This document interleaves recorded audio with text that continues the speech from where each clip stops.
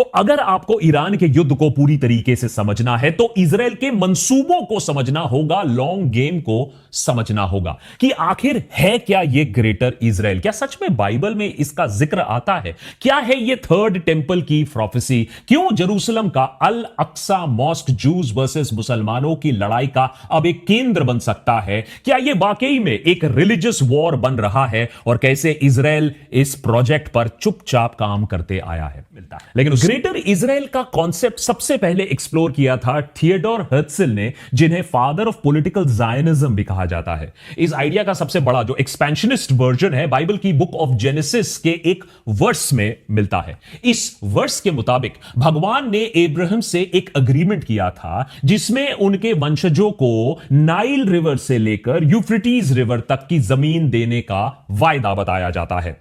Nile से लेकर Euphrates तक आज के डेट में इस एरिया में आते हैं पैलेस्टाइन, लेबनान, जॉर्डन के साथ साथ सीरिया, इराक और इजिप्ट और सऊदी अरेबिया के कुछ अहम हिस्से। इब्राहिम के वंशजों में आते हैं जूइश लोग, क्योंकि ट्राइब्स ऑफ इजराइल को इब्राहिम के बेटे आइजैक के वंशज वो माने जाते हैं। लेकिन इसी के मुताबिक इब्राहिम के दूसरे बेटे इश्माइल के वंशज भी इसमें आते हैं, यानी अरब्स, क्योंकि इश्माइल को अरब्स का फोरफादर माना जाता है। पर ज्यादातर ज्यूज इसे अपना हक मानते हैं।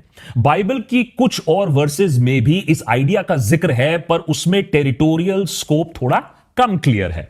जो लोग इसे मानते हैं उनके लिए ग्रेटर इजराइल सिर्फ एक पॉलिटिकल या एक्सपेंशनिस्ट प्रोजेक्ट नहीं है, उनके लिए यह एक डिवाइन मैंडेट है, एक ऐसी जमीन को वापस पाने की कोशिश जो उनके हिसाब से उन्हीं की थी। 2022 में करंट इजरायली गवर्नमेंट के सत्ता में आने के बाद ग्रेटर इजराइल का जिक्र आपको अब ज्यादा सुनने को मिलेगा, लेकिन सबसे ज्यादा चौंका देने वाला बयान खुद नेतन्याहू का था। अगस्त 2025 में एक इंटरव्यू के दौरान जिसमें फॉर्मर राइट विंग एमपी शारन गैल ने प्रॉमिस्ड लैंड का एक एम्यूलेट माने एक ताबीज नेतन्याहू ने एक्सेप्ट किया। זה הוויז'ן שלי, זה אחד הדברים שחלמתי עליהם, מפת הארץ המובטחת. יפה. הגיע הזמן, קוראים לזה ירושלם. אני לא נותן את זה לך. תודה רבה. אתה מתחבר לחזון? מאוד. 31 अरब और मुस्लिम देशों के एक कोalition ने इजरायली प्राइम मिनिस्टर द्वारा दिए गए इन बयानों की कड़ी निंदा की।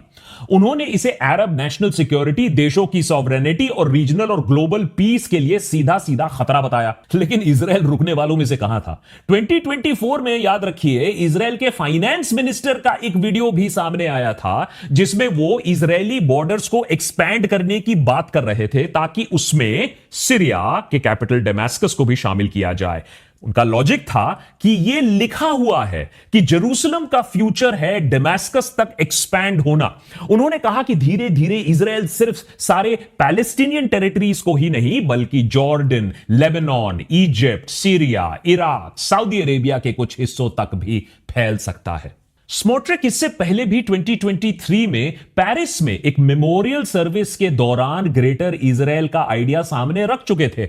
वहां तो वो एक मैप के सामने खड़े होकर बोल रहे थे जिसमें इजराइल की टेरिटरी में जॉर्डन भी शामिल था। ग्रेटर इजराइल के सपने को साकार करने के लिए इजराइल ने अब तक कितनी जमीन पर कब्जा ऑलरेडी कर लिया है उस पर भी एक नजर डाल लेते हैं कि यह कितनी काल्पनिक है और कितनी फैक्चुअल है।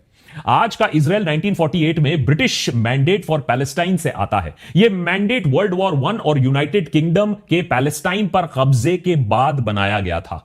इस मैंडेट ने इजराइल की जियोग्राफिकल बाउंड्रीज तय की थी। मैंडेट के खत्म होने के बाद जो 1948 अरब इजरायली वॉर हुआ था उसमें इजराइल ने लगभग पूरे मैंडेटरी पैलेस्टाइन पर कब्जा कर लिया। वेस्ट बैंक और गाजा स्ट्रिप को छोड़कर पूरा एरिया अपने अंडर ले लिया।